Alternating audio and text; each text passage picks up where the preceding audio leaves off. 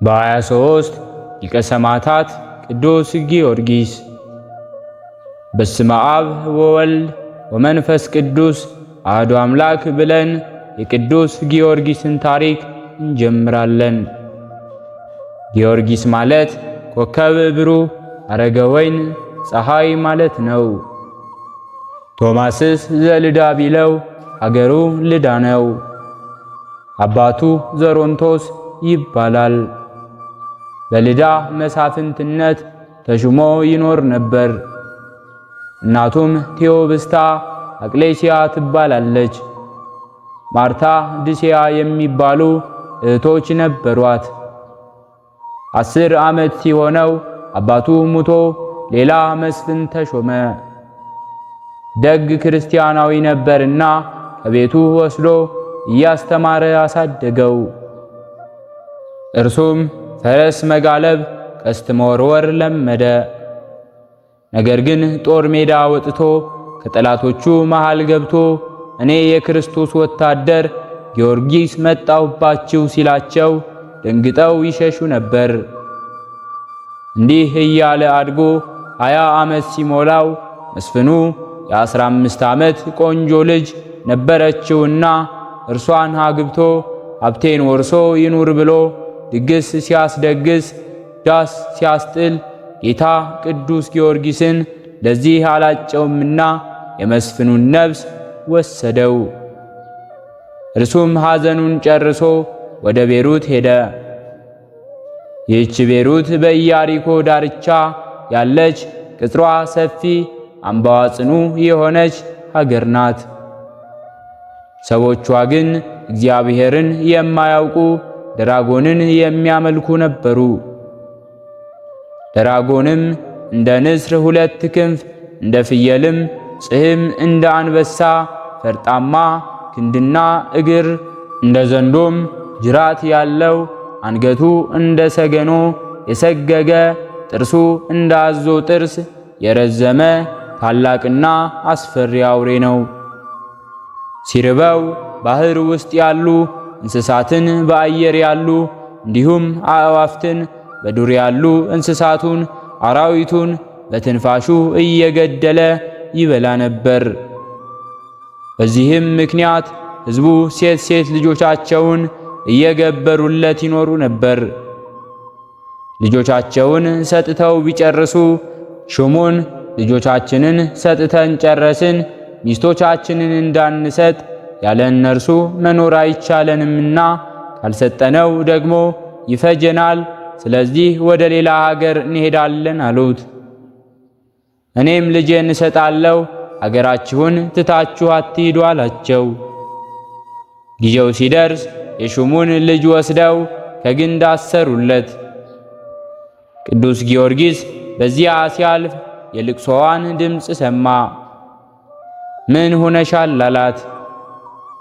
ለአምላካችን ለደራጎን ተሰጥቼ ነው አለችው። አምላካችሁ ወዴት አለ አላት። ምግቡን ሊፈልግ ሄዷል፣ ከመጣ ይተናኮልሃልና ፈጥነህ ሂድ አለችው። እርሱም እኔማ ምን ኃይል አለኝ? ከኔ ጋር ያለው ግን እርሱ ያሸንፈዋል አላት።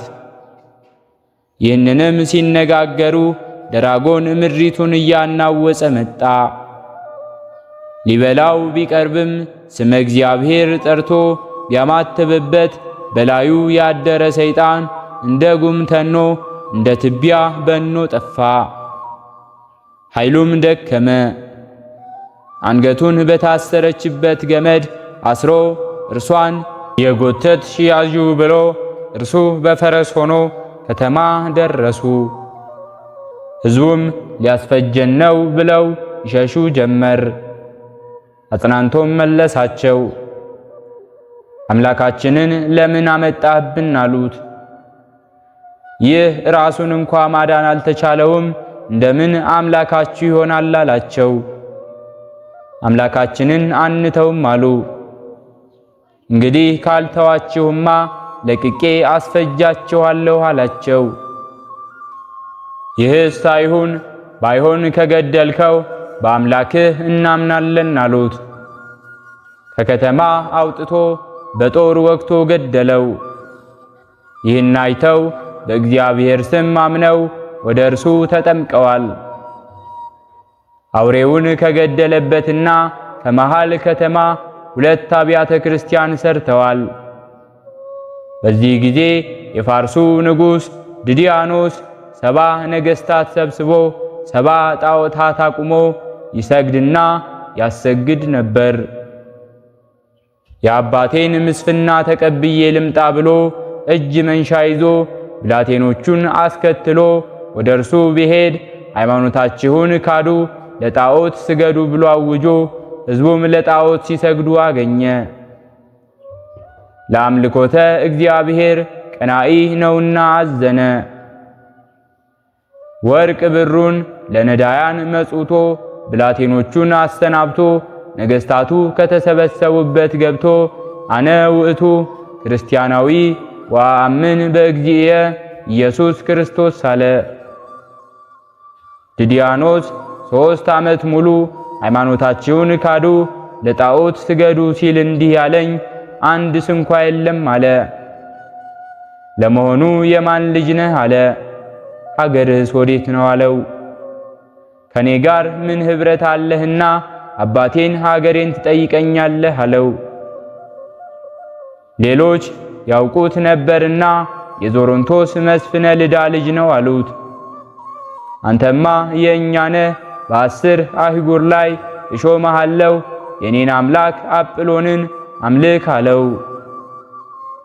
ሹመት ሽልማትህ ላንተ ይሁን፣ እኔ ግን አምላኬ ኢየሱስ ክርስቶስን በቼም አልክድም። ተቆጥቶ በእንጨት አሰቅሎ ሥጋውን በመቃጥን አስተፈተፈው። ረጃጅም ችንካሮች ያሉበት የብረት ጫማ ጫምቶ ሂድ አለው። ችንካሮቹ እግሮቹን በሳስተው ወጡ። ደሙ እንደ ውሃ ፈሰሰ፣ አጥንቱም ደቀቀ።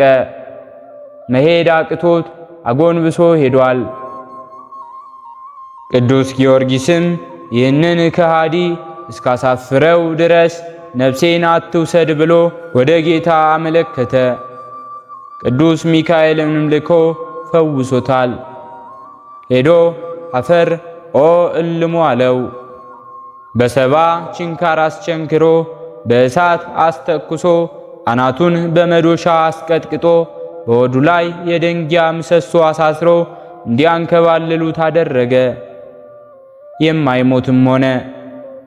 ሥጋውን በመጋዝ አስተልትሎ ጨው ነሰነሰበት። ሥጋውም ተቆራርጦ ወደቀ። ከዝግ ቤት ትተውት ሄዱ። በመንፈቀ ሌሊትም ጌታ በእጁ ዳሶ አስነስቶ ገና 6 ዓመት ስለ ስሜ ትጋደላለህ፣ 3 ጊዜ ትሞታለህ አለው። በአራተኛውም ታርፋለህ ብሎታል። ሲነጋም ከንጉሡ ሄዶ አንተ ከሃዲ ይሄው ውፈር፣ አምላኬ አዳነኝ አለው። በስራይ በጠንቋይ የሚያቸንፍልኝ ባገኝ ቤቱን በወርቅ እመላለታለሁ አለ። አትናቴዎስ የተባለ መሰሪ መጥቶ ንጉሡ 1000 ዓመት ንገስ፣ ጠላትህ ይደምሰስ አለው። በምን አውቀዋለሁ አለው። ላምም አስመጥቶ በጆሮዋ ቢያንሾካሽክባት ከሁለት ተሰንጥቃለች። ለጊዜው እርሱንም እንዲህ የሚያደርግለት መስሎት ደስ አለው። ሆድ በጥብጦ አንጀት ቆራርጦ የሚገድል መርዝ ቀምሞ አስማተ ሰይጣን ደግሞ ሰጠው። ስመ እግዚአብሔርን ጠርቶ ቢጠጣው እንደ ጨረቃ ደምቆ እንደ አበባ አሸብርቆ ተገኝቷል። ጠንቋዩ ማረኝ ብሎ ከእግሩ ወድቋል። መመለሱን አይቶ የቆመባትን መሬት በእግሩ ረግጦ ውሃ አፍልቆ ወደ ጌታ ቢያመለክት ሐዋርያው ቶማስ በአካለ ነፍስ መጥቶ አጥምቆት ጥር 23 ቀን አንገቱን ለሰይፍ ሰጥቶ በሰማዕትነት አርፏል። እሱን ግን በመንኮራኮር አስፈጭቶ ከጥልቅ ጉድጓድ ጥሎት ደንጊያ አትሞበት ተመለሰ። ጌታ የተፈጨ ሥጋውን በእጁ ዳሶ መንፈሱን መልሶ አንስቶታል። እግረ መንገዱን አሕዛብን እያስተማረ ከንጉሥ ቀረበ። አንተ መስት እፈር፣ አምላኬ ከሞት አነሳኝ አለው። ተበሳጭቶም በብረት አልጋ አስቸንክሮ ከበታቹ እሳት አንድዶበታል። እሳቱም ደሙ ቢንጠባጠብበት እልም ድርግም ብሎ ጠፍቷል። ከዚህ በኋላ ክርስቶስ አምላኬ ነው ትላለህ፣ ምን ታደርግ ታሳይናለህ አሉት። የለመለሙትን እጽው አድርቆ የደረቁትን አለምልሞ ከሞቱ 430 ዘመን የሆናቸው ሙታንን አስነስቶ አሳይቷቸዋል። በረሃብ በጽም ይሙት ብሎ የሚላስ የሚቀመስ ከሌላት ድሃ መበለት ቤት እንዲታሰር አዘዘ። ከምሰሶም ጋር አሰሩት። ራበይ አብኝኝ አላት። የምትሰጠውም ብታጣ ወደ ደጅ ወጣች።